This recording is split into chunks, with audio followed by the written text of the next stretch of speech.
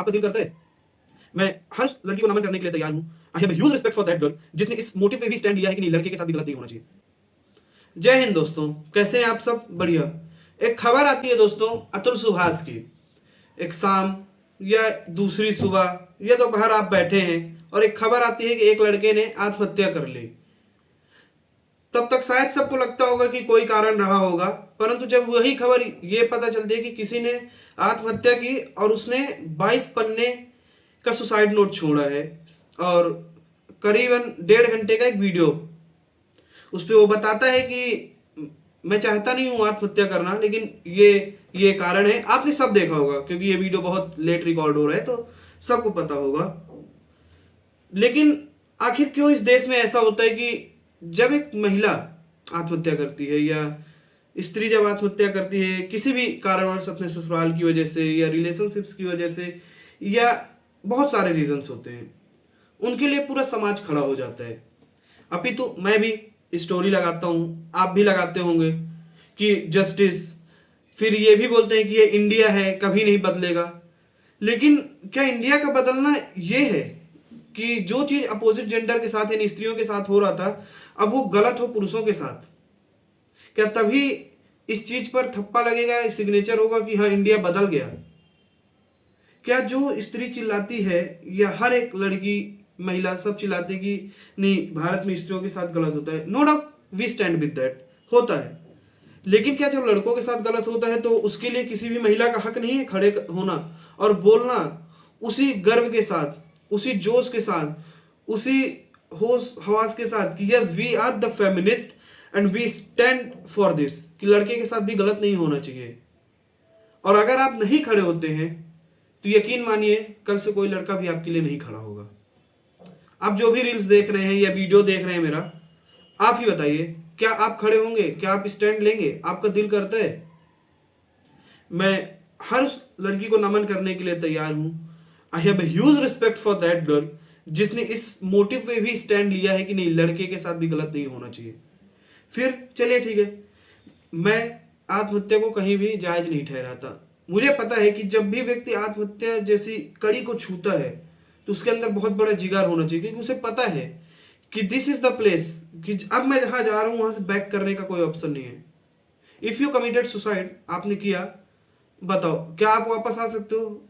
But there are the possibilities कि आप किसी गेम में पैसा लगाए या कुछ भी चीज बिजनेस में पैसा डाले और वहां आप हार गए, पूरा पैसा चला गया आपका, but there are the possibilities कि आप वहां से वापस आ पाएंगे।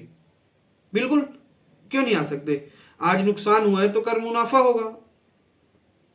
नफा नुकसान तो हर एक चीज का, परंतु जब आप एक सुसाइड या अपनी हत्या करते हैं या अपनी जान लेते हैं तब वहां से वापस आने का कोई स्कोप नहीं है। ये वैसे ही है, आत्महत्या छोड़िए, किसी की प्राकृतिक मौत होती है, नेचुरल डेथ होती है तो वो भी वापस नहीं आ पाता। फिर तो आप फोर्सफुली उस जगह जा रहे हैं जहां से वापस आने का कोई स्कोप नहीं है। आज सब कोई मतलब हिम्मत क्यों नहीं है यार? मुझे एक बात बताओ, आपने आत्महत्या कर ली, ठीक है, आपके पास कोई ऑप्शन नहीं था, ऐसा आपको लगता है, लेकिन आप इतनी जल्दी हिम्मत कैसे हार सकते हैं? एक नॉन एजुकेटेड जो पढ़ा लिखा नहीं है उसकी बात समझ आती है कि चलो यार समझ आता है। आपका एक दुख है कि एक महिला जिससे आपका विवाह हुआ, आपने वैवाहिक जीवन संपन्न करने के 7 वचन लिए, लेकिन वो शायद उसकी गलती या ना समझ कहें या महामूर्ख कहें, उसने मना कर दिया। आपकी सिचुएशन ऐसी हो गई कि नहीं, मैंने देखा है न्यूज़ की कोई सोशल मीडिया में बता रहे 1 करोड़, कहीं ट्विटर पे ट्रेंड चल रहा है 3 करोड़, कई न्यूज़ वाले 2 करोड़ बोलते हैं, मतलब 1 से 3 करोड़ के बीच में वेरिएशंस के, कि अतुल सुभाष की धर्मपत्नी की डिमांड थी कि 3 करोड़ मुझको दिए जाए। ये सवाल आपसे भी है, ये सवाल उस कोर्ट के जज से भी है कि 3 करोड़ आप किस व्यक्ति से मांग रहे हैं? क्या इतना खर्चा वाजिब रेट पे होने वाला है? क्या आप कैलकुलेट करेंगे क्या? जब वो बोलते हैं कि मैं अपनी एक बेटी है या बेटा है जैसे श्रीमती जी के, कि मैं इसको पढ़ाऊंगी, मेरा एजुकेशन में लगेगा, जब आप 3 करोड़ की बात को एक्सेप्ट करते हैं तो उन्होंने अपने डॉक्यूमेंट्स दिए होंगे कि यहाँ यहाँ खर्चा होगा, तो आप उस समय ये जस्टिफाई करते हैं कि वो बच्चा किस स्कूल से पढ़ेगा। जब उस पे मेंशन होगा कि प्राइवेट स्कूल या कॉन्वेंट स्कूल से पढ़ेगा, तो उस समय जुडिशरी को सोचना चाहिए कि हमारे देश में शिक्षा व्यवस्था पर कितना काम होना जरूरी है कि एक व्यक्ति सरकार से के सामने आकर, जुडिशरी के सामने आकर डिमांड करता है 3 करोड़ की, और ये पॉइंट रखता है कि मुझे अपने बच्चे को प्राइवेट स्कूल में पढ़ाना है, जो कि फ्री एजुकेशन दी जा रही है। इसका मतलब कि वो एजुकेशन सही नहीं है, तो उन गरीबों का कौन सोचेगा जो वहीं पढ़ रहे हैं। सबको सोचना होगा, किसी एक के सोचने से नहीं चलता है ये समाज। और वो व्यक्ति जो 3 करोड़ देगा वो कहां से लाएगा? चलिए इसका और उदाहरण लेते हैं। अगर बेटी होती और 3 करोड़ मांगते हैं और सामने वाला बोलता है कि शादी में इतना खर्चा होगा, तो क्या फिर आप डाउरी यानी दहेज को जायज ठहरा रहे हैं? और अगर ठहरा रहे हैं तो फिर वो जो दहेज में पकड़े जाते हैं उनको सजा क्यों दी जाती है? फिर तो वही हुआ ना कि एक चश्मे से मैं इधर की आंख बंद कर लूं, मैं सिर्फ इस आंख से देखूंगा।